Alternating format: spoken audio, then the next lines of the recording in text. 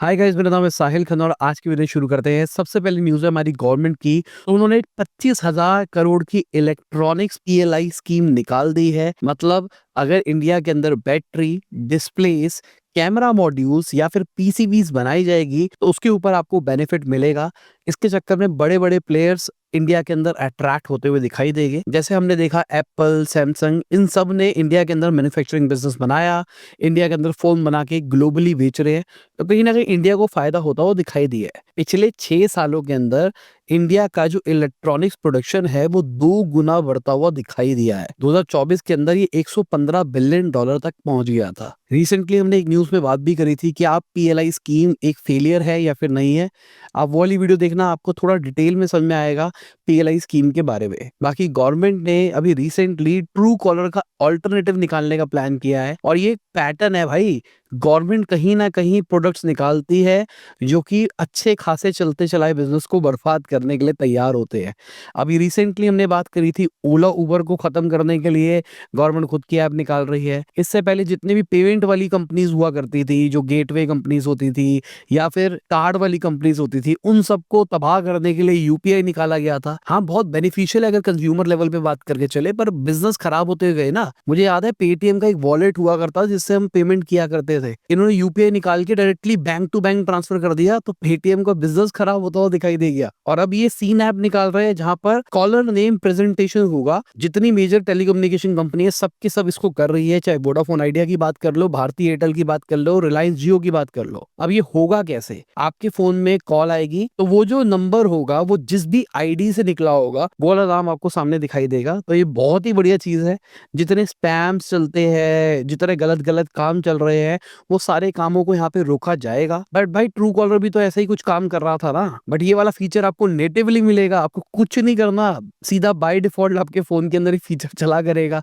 But true collar के लिए आपको ऐप डालनी पड़ेगी, ऐड से बचने के लिए प्रीमियम सब्सक्रिप्शन देनी पड़ेगी। अब ट्रू कॉलर वालों ने बोला कि भाई हमको कोई प्रॉब्लम नहीं है, हम तो वेलकम करते हैं इस पूरे पूरे मैकेनिज्म को। और यहाँ पे उन्होंने अपनी एक मोट बताई है। उन्होंने बोला है जो कॉल आएगी ना ये केवाईसी डेटा के ऊपर आएगी।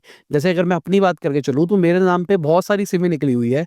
शायद मेरी वाइफ के पास भी जो सिम है वो मेरे नाम पे ही है। तो अगर मेरी वाइफ किसी को कॉल करेगी अननोन नंबर पे, वहां पर भी मेरा नाम लिखा हुआ आएगा। तो ये एक बहुत बड़ा गैप हो जाएगा जिसको ओवरकम ट्रू कॉलर कर रहा है। बट मुझे लगता है किसी लेवल तक तो चीजें काम हो रही है ना। अब किसी बंदे का नाम एचडीएफसी बैंक तो नहीं हो सकता ना, किसी बंदे का नाम आईसीआईसी बैंक तो नहीं हो सकता ना। मेरे हिसाब से जितना भी स्पैम वाला सिस्टम है ना, वो पूरा स्पैम वाला सिस्टम खराब होता हुआ दिखाई देगा। और बहुत बढ़िया चीज हो रही है मेरे हिसाब से, कंज्यूमर पॉइंट ऑफ व्यू से बहुत बढ़िया चीज है। बिजनेस पॉइंट ऑफ व्यू से जो गवर्नमेंट इनिशिएटिव्स ले रही है वो गलत है। एक बार को गवर्नमेंट शायद ट्रू कॉलर को एक्वायर कर सकती थी, कहती भाई ठीक है तुमने अच्छा काम किया, अब ये लो भाई पैसे लो और सारा का सारा डेटा हमको दो और अब हम चलाएंगे इस पूरे पूरे बिजनेस को एक तरह से एनजीओ की तरह। जिस तरीके से हम बीएसएनएल को भी चला रहे हैं तुमको भी चला लेंगे। बट इंडिया के अंदर स्पैम रोकना चाहते हैं। लेट्स सी आने वाले टाइम पे क्या होता है। कहीं ये ना हो जाए गवर्नमेंट बिजनेस न्यूज भी बनाना शुरू कर दे, मोदी जी डायरेक्टली आके न्यूज दे कि भाई आज हमने ये बात करी है, सारे कैबिनेट मिनिस्टर आके डायरेक्टली यूट्यूब चैनल पे व्लॉग्स बनाने लग जाए, फिर भाई मेरे जैसे लोगों को भी टेंशन होने लग जाएगी। अब एक साइड पे ये कहानियां चल रही है जहां पर कहीं ना कहीं बनते बनाए बिजनेस को इंडियन गवर्नमेंट कहीं ना कहीं रोकने की कोशिश कर रही है। मैं ये नहीं कह रहा कि रुक रहे हैं, बट कहीं ना कहीं उसी के साथ वाले प्रोडक्ट निकाल के मार्केट अपॉर्चुनिटी को कैप्चर करने की कोशिश करी जा रही है। और यहाँ पे अगर दूसरी साइड पे बात करके चले, यूएस चाइनीज जो स्टार्टअप है वो रोबोटिक्स फंडिंग के अंदर डोमिनेट कर रही है। 2018 से 2024 के अंदर 25% वीसी का पैसा इन्हीं के पास गया है। $100 बिलियन टोटल इन्वेस्टमेंट रेस करी गई। यूएस ऑलमोस्ट $50 बिलियन लेके बैठा है। चाइना वाले $24.4 बिलियन लेके बैठे। 6000 वीसी डील्स देखने को मिली जिसमें से 2000 डील यूएस स्टार्टअप्स के पास में गई और 1532 चाइनीज फर्म्स के पास में गई। अब यहाँ पे एक बहुत बड़ा कैच ये भी है कि जो चाइना के रोबोटिक सेक्टर है उसको स्टेट बैकिंग भी मिल रही है। वहां पे चाइनीज गवर्नमेंट उनको पुश कर रही है मेड इन चाइना 2025 स्ट्रेटेजी के अंतर्गत। तो मैं तो कहता हूँ गवर्नमेंट को इस टाइप की इनिशिएटिव लेने चाहिए जहां पर वो प्राइवेट कंपनी से साथ में मिलके कुछ गवर्नमेंट इनिशिएटिव निकाल के सबका भला भी कर दे, येट प्राइवेट कंपनीज का भी भला हो जाए। जैसे गवर्नमेंट ने अपना खुद का ओटीटी निकाला है, प्रसार भारती, जिसके लिए उन्होंने बजट भी निकाला है ओटीटी पे कंटेंट देने का, ऐसा कुछ करने का वगैरह वगैरह। यहाँ पे वो यूट्यूब के साथ में टाइप कर ले भाई। जो भी वो कंटेंट रिलीज करना चाहते हैं, जैसा भी करना चाहते हैं, वो यूट्यूब के अंदर आएगा, एड फ्री आएगा, लॉगिन करने की भी जरूरत नहीं पड़ेगी आपको। यूट्यूब वाले भी इस चीज के लिए एग्री करेंगे क्योंकि उनको नई सेट ऑफ ऑडियंस मिलेगी, नया सेट ऑफ कंटेंट मिलेगा, और गवर्नमेंट के लिए भी सही रहेगा, अपना आइडिया पिच मारने के लिए उनके लिए आसान रहेगा। और प्रसार भारती से मुझे एक और चीज याद आ रही है, जो इनका प्लेटफॉर्म है ना वेव्स, उन्होंने कंटेंट स्ट्रीमिंग की भी ट्राई करी थी रेडियो फ्रीक्वेंसी के ऊपर। इसका मतलब ये है आपका कोई डेटा पैक नहीं जाएगा और आप ओटीटी को यूज कर रहे हो। आज के टाइम पे मेजर डेटा कंजम्पशन कहाँ से हो रही है? ओटीटी का यूज से ना। व्हाट्सएप से थोड़ा ना ज्यादा डेटा जाता है। अब क्या हो रहा है, आपके फोन के अंदर 5G हार्डवेयर लगा हुआ है, उसी से सिग्नल्स कैप्चर हो रहे हैं और उसी से बिना इंटरनेट के ओटीटी चल रहा है, जो इनका वेव्स प्लेटफॉर्म है। तो कहीं ना कहीं कल को ये वेव्स प्लेटफॉर्म बड़ा हो गया तो हम ये नहीं कहेंगे कि भाई ओटीटी का पूरा धंधा खराब कर दिया। तो बहुत अलग तरीके की चीजें चल रही है इंडिया के अंदर। अगर हम हुआवे की बात करके चले तो वो रिकॉर्ड हाई रेवेन्यू के ऊपर पहुंच गए हैं फिर से।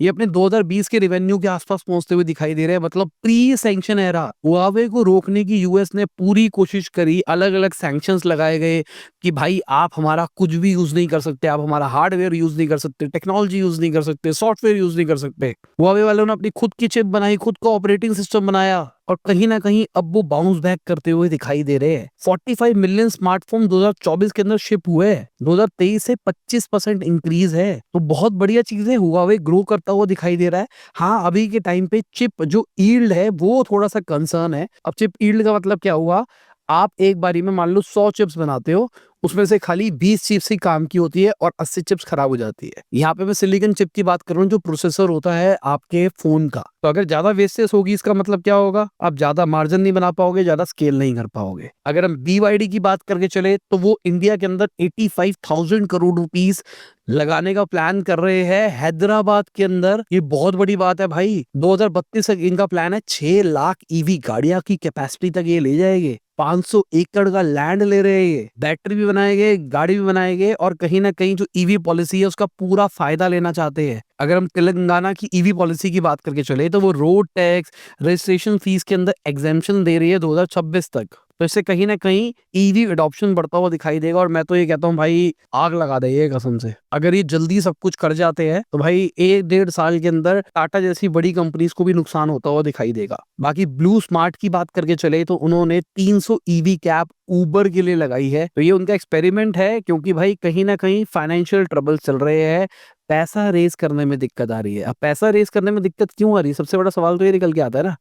रिसेंटली ही इनके बहुत सारे सीनियर एग्जीक्यूटिव, चाहे सीईओ की बात कर लो, सीबीओ की बात कर लो, सीटीओ की बात कर लो, सबने रिजाइन किया है। सबके सब नोटिस पीरियड सर्व कर रहे हैं। यही सेम एक्सपेरिमेंट रैपिडो के साथ भी किया गया था कुछ टाइम पहले, जो कि बहुत सही चला था। ब्लू स्मार्ट की डिमांड ज्यादा आ गई थी रैपिडो और उबर की खुद की डिमांड से, बट लिक्विडिटी इशू के चक्कर में उसको बंद करना पड़ा था। अब देखो क्या होता है भाई ब्लू स्मार्ट का हाल, क्योंकि खबरें तो अभी आ रहा था कि भाई उनके पास में ऑफर्स है। क्या वो ऑफर लेंगे, क्या वो ऐसे ही चलेंगे, क्या ये ऑफर की बिगनिंग हो सकती है? उबर वाले ने कहा ठीक है भाई, थोड़ा डिले करते हैं, लेट्स प्लान की 300 गाड़ियां तो हमको दे, थोड़ा सा हम चला के देखते हैं, अगर हमको डिमांड समझ में आएगी तो तुम्हारी कंपनी को हम खरीद लेंगे, बचा लेंगे। ये कहानी मेरे हिसाब से 2 से 3 महीने में हमको क्लियर होती हुई दिखाई देगी। फर्स्ट क्वार्टर खत्म होने दो अगले फाइनेंशियल ईयर का, फिर हम बैठ के एनालिसिस करेंगे क्या ब्लू स्मार्ट ने फंडिंग रेज करी, क्या कंपनी बंद हो रही है, या कंपनी को कोई एक्वायर कर रहा है। इन तीनों केसेस में से कोई ना कोई केस होता हुआ हमको दिखाई देगा। और आपको याद दिलाना चाहूंगा, वीडियो में आगे चलने से पहले आपने लाइक का बटन नहीं दबाया भाई, लाइक का बटन दबा दो, चैनल को तो सब्सक्राइब। मैं ऐसी ही डेली बिजनेस न्यूज आपके लाता रहता हूँ। और भाई साहिल खन्ना वाले चैनल पे चले जाओ, वहां पे बिजनेस वाली सीरीज का अगला पार्ट भी आ गया है, 4 वीडियोस हो गई है। प्लान यही है कि 1-2 दिन के अंदर ही पूरा पूरा कोर्स खत्म करेंगे। 6 वीडियोस का कोर्स है, 2 वीडियोस बची है। 2 वीडियोस में से एक वीडियो मान के चलो संडे मतलब कल निकालेंगे और एक ट्यूसडे निकालेंगे। उसके बाद इस सीरीज को समाप्त करेंगे। अगले फाइनेंशियल ईयर की शुरुआत कुछ नई सीरीज से करेंगे। तो भाई वहां सपोर्ट कर लो। 3-3 4-4 हजार व्यूज आ रहे हैं। हाँ, मैं मानता हूँ कि बहुत टेक्निकल कंटेंट है, खाली बिजनेस ओनर्स के लिए ही है, बच्चों के लिए नहीं है, बट आपकी रिश्तेदारी में कोई ना कोई तो बिजनेस करता होगा ना, उसको तो मदद हो सकती है इससे। बाकी स्मॉल केस की बात करके चले तो $50 मिलियन सीरीज बी राउंड में उन्होंने रेस करे हैं। लास्ट उन्होंने अगस्त 2021 में पैसा रेस किया था, मतलब 3.5 साल के बाद में पैसा रेस कर रहे हैं। 2016 में शुरू हुई कंपनी है और ये पोर्टफोलियो प्लेटफॉर्म है जहां पर 10 मिलियन इन्वेस्टर्स है। अब कहानी ये है कि भाई इतनी पुरानी कंपनी है, 2016 से शुरू हुई, इनका रेवेन्यू बढ़ता हुआ दिखाई दिया फाइनेंशियल ईयर 24 के ऊपर 67.4 करोड़ पे पहुंचा है, जो कि फाइनेंशियल ईयर 23 पे 30 करोड़ के आसपास था। हाँ, इनके लॉसेस घटते हुए दिखाई दिए है 74.4% से, जो कि पहुंच गए हैं 34 करोड़ के ऊपर। तो आप समझो 67 करोड़ का रेवेन्यू बनाने के लिए 34 करोड़ का लॉस किया गया है और बहुत ही खतरनाक तरीके से खर्चों को कम किया गया है। और ये कंपनी 2016 में शुरू हुई थी। अगर हम प्लग की बात करके चले तो उन्होंने $55 मिलियन की वैल्यूएशन के ऊपर $10 मिलियन रेज किया है। ये कंपनी फार्म से डायरेक्टली हमारे घर पे सब्जियां पहुंचाती है और ये वाली जो कैटेगरी है ना, वो बहुत ही खतरनाक हो रखी है भाई। इनका टारगेट तो है 200 करोड़ का ARR करेंगे फाइनेंशियल ईयर 25 के अंदर। 25% के आसपास ईयर और ईयर ग्रोथ दिखाई है इन्होंने। 42.8 करोड़ का इन्होंने रेवेन्यू रिपोर्ट किया है और उसके ऊपर 41 करोड़ का इन्होंने लॉस रिपोर्ट किया है। बट कहानी ये है कि कंपनी लॉस कर रही है, बट इस कैटेगरी के अंदर हैवी लॉसेस के चक्कर में कंपनीज को बंद होते हुए हमने देखा है। अगर इनके कॉम्पिटिटर्स की बात करके चले तो गवर्नमेंट गार्डन हो गया, किसान कनेक्ट हो गया, OTP हो गया। बट इसी कैटेगरी के अंदर डीप रूटेड फ्राजो अभी रिसेंटली बंद होते हुए दिखाई दिए, क्योंकि उनके पास में फंड्स नहीं थे बिजनेस रन करने के लिए। तो यही प्रॉब्लम है ज्यादा लॉस करने की। बाकी जंबो टेल की बात करके चले तो वो इंडिया की नेक्स्ट यूनिकॉर्न बनती हुई हमको दिखाई दे सकती है। रिपोर्ट्स की मान के चले तो $120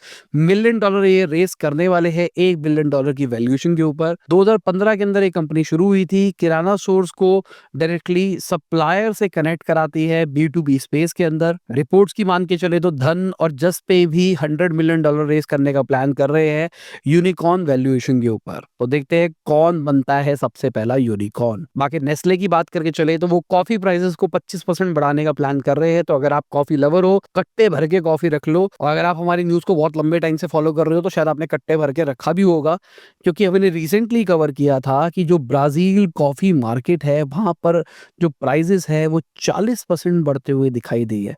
तो ये सारा जो कॉस्ट बढ़ता हुआ दिखाई दे रहा है, अब ये सारा का सारा प्राइस हमारे ऊपर ट्रांसफर होता हुआ दिखाई देगा। अगर हम खाली अरेबिका के प्राइसेस की बात करके चले तो 20% इस साल बढ़ते हुए दिखाई दिए, पिछले साल 70% बढ़ते हुए दिखाई दिए थे। और रीजन क्या है, वहां पर वेदर कंडीशन सही नहीं है, जिसके चक्कर में सप्लाई खराब होती हुई दिखाई दे रही है। बाकी जियो स्टार की बात करके चले तो 100 मिलियन पेड सब्सक्राइबर्स के ऊपर वो पहुंच गए हैं। यहाँ पे कंपैरिजन के लिए आपको बता देता हूँ, नेटफ्लिक्स 15 मिलियन के ऊपर है, प्राइम वीडियो 18 मिलियन के ऊपर है और ये 100 मिलियन के ऊपर है। तो भाई ये जो मर्जर होता हुआ दिखाई दिया है, इससे बहुत बड़ा फायदा हुआ है इस पूरे प्लेयर को।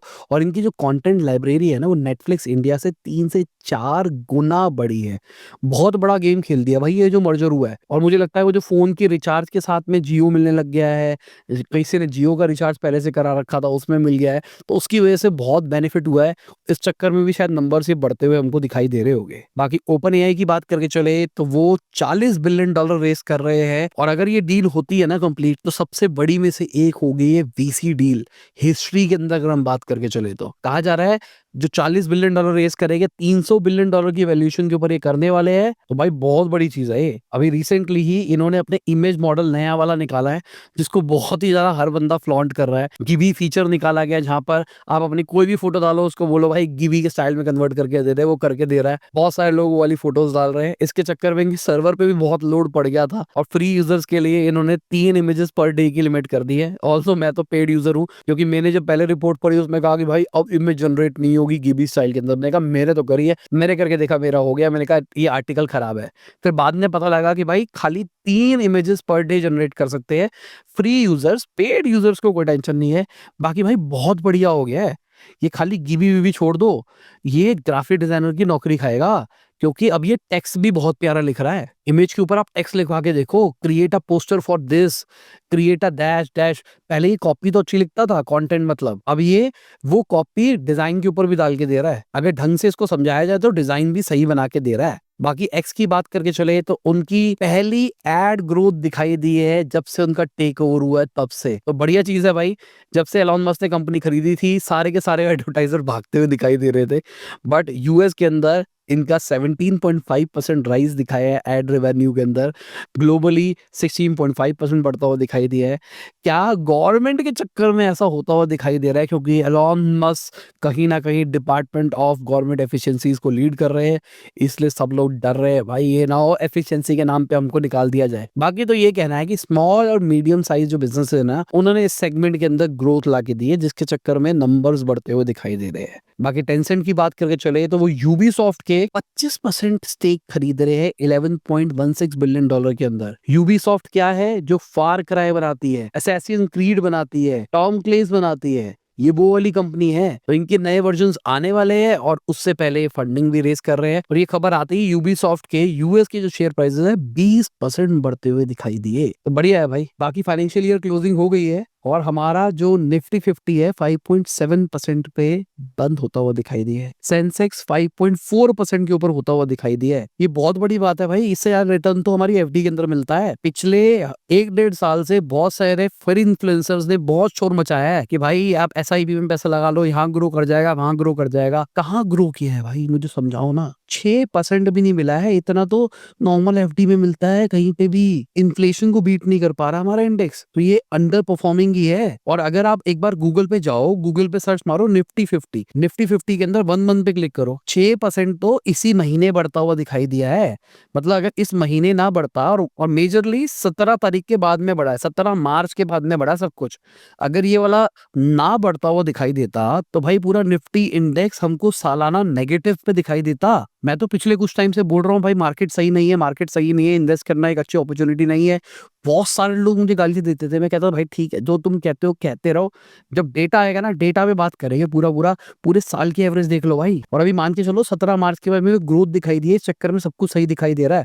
क्योंकि ऐसे सेंटिमेंट्स बन गए कि भाई डोनाल्ड ट्रंप हमारे दोस्त है, वो हमारे ऊपर कोई सैंक्शंस नहीं लगाएगी, हमारे को कोई नुकसान नहीं होगा, ऐसा वैसा। बट अगर 2 अप्रैल को आके कोई बॉम्ब फोड़ दिया, उन्होंने कुछ कर दिया, फिर क्या होगा। ये तो नंबर वाली बात है ना कि भाई फाइनेंशियल ईयर 24 के अंदर इतनी ग्रोथ दिखाई दी है, 2 अप्रैल को अगर आते हुए एकदम बॉम्ब कर गई मार्केट, 2% 5% नीचे चली गई, तो आपको कुछ रिटर्न ही नहीं मिला। मैं यहाँ पे किसी को क्रिटिसाइज नहीं कर रहा हूँ, बट मैं ये कह रहा हूँ यार बिजनेस की तरह अगर चीजों को समझोगे ना तो बेटर रहोगे।